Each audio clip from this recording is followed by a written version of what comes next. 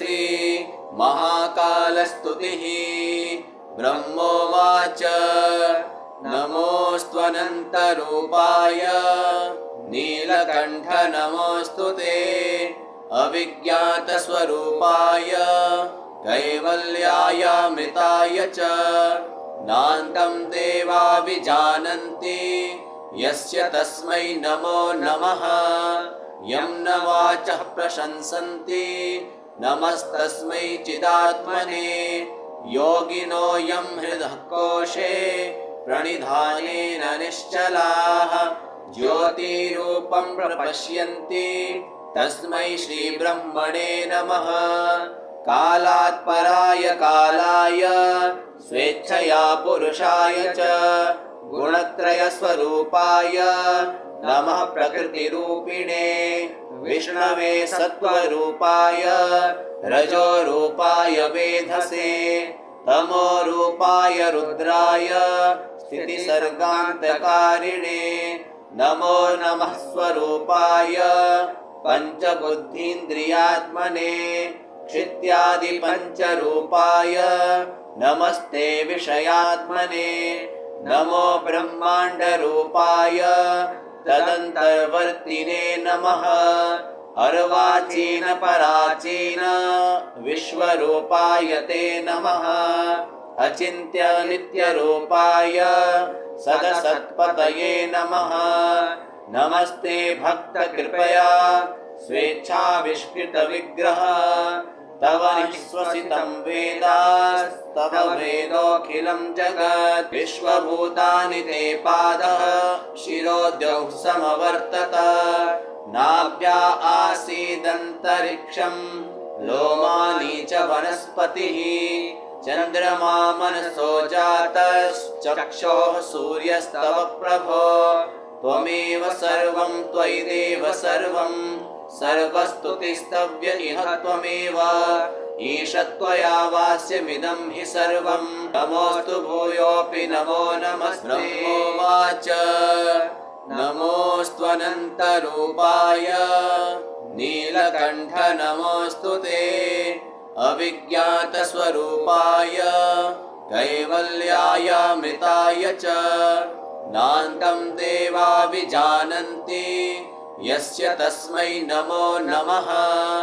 यं न वाचः प्रशंसन्ति नमस्तस्मै चिदात्मने योगिनो यं हृदः कोशे प्रणिधानेन निश्चलाः ज्योतिरूपं प्रपश्यन्ति तस्मै श्रीब्रह्मणे नमः।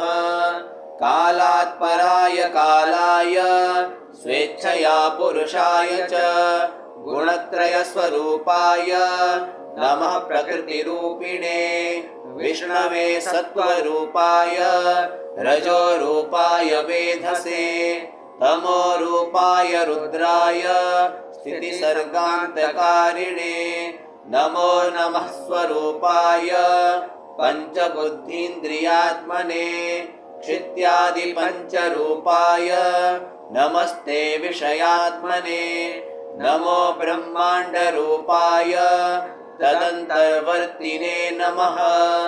अर्वाचीन पराचीन विश्वरूपाय ते नमः। अचिन्त्य नित्यरूपाय सदसत्पतये नमः। नमस्ते भक्तकृपया स्वेच्छाविष्कृतविग्रह तव निःश्वसितं वेदास्तव वेदोऽखिलं जगत् विश्वभूतानि ते पादः शिरोद्यौः समवर्तत नाभ्या आसीदन्तरिक्षं लोमानि च वनस्पतिः चन्द्रमा मनसो जातश्चक्षोः सूर्यस्तव प्रभो त्वमेव सर्वं त्वयि देव सर्वं सर्वस्तुतिस्तव्य इह त्वमेव ईशत्वया वास्यमिदं हि सर्वं नमोऽस्तु भूयोऽपि नमो नमस्ते। ब्रह्मोवाच नमोऽस्त्वनन्तरूपाय नीलकण्ठ नमोऽस्तु ते अविज्ञातस्वरूपाय कैवल्यायामृताय च नान्तं देवा विजानन्ति यस्य तस्मै नमो नमः। यं न वाचः प्रशंसन्ति नमस्तस्मै चिदात्मने। योगिनो यं हृदः कोशे प्रणिधानेन निश्चलाः। ज्योतिरूपं प्रपश्यन्ति तस्मै श्रीब्रह्मणे नमः। कालात् पराय कालाय स्वेच्छया पुरुषाय च गुणत्रयस्वरूपाय नमः प्रकृतिरूपिणे। विष्णवे सत्त्वरूपाय रजोरूपाय वेधसे तमोरूपाय रुद्राय स्थितिसर्गान्तकारिणे। नमो नमः स्वरूपाय पञ्चबुद्धीन्द्रियात्मने। क्षित्यादिपञ्चरूपाय नमस्ते विषयात्मने। नमो ब्रह्माण्डरूपाय तदन्तर्वर्तिने नमः। अर्वाचीन पराचीन विश्वरूपाय ते नमः। अचिन्त्य नित्यरूपाय सदसत्पतये नमः। नमस्ते भक्तकृपया स्वेच्छाविष्कृतविग्रह। तव निःश्वसितं वेदास्तव वेदोऽखिलं जगत्। विश्वभूतानि ते पादः शिरोद्यौः समवर्तत। नाभ्या आसीदन्तरिक्षं लोमानि च वनस्पतिः। चन्द्रमा मनसो जातश्चक्षोः सूर्यस्तव प्रभो।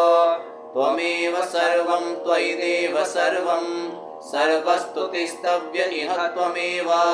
ईशत्वया वास्यमिदं हि सर्वं।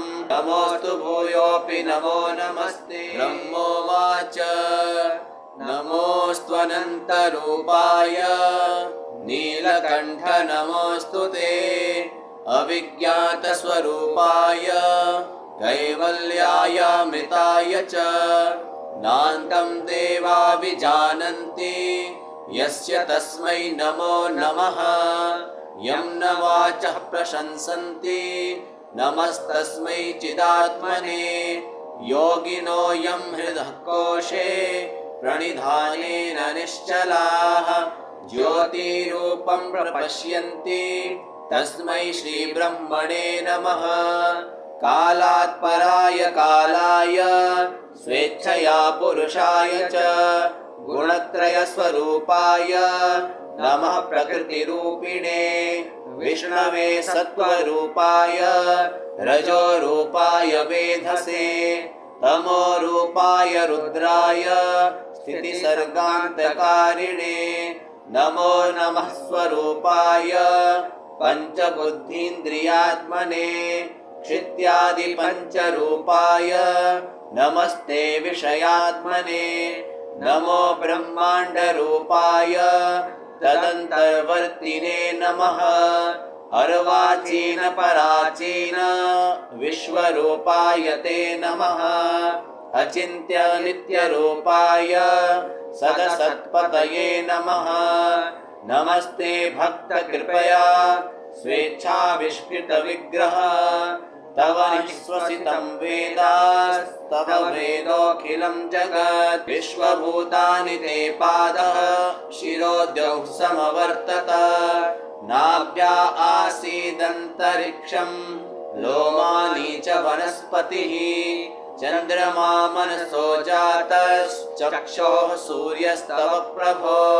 त्वमेव सर्वं त्वयि देव सर्वं सर्वस्तुतिस्तव्य इह त्वमेव। ईशत्वया वास्यमिदं हि सर्वं। नमोऽस्तु भूयोऽपि नमो नमस्ते।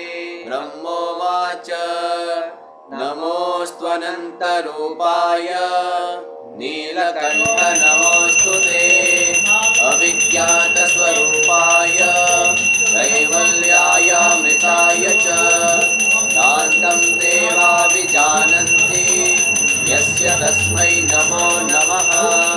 यं न वाचः प्रशंसन्ति नमस्तस्मै चिदात्मने। योगिनो यं हृदः कोशे प्रणिधानेन निश्चलाः।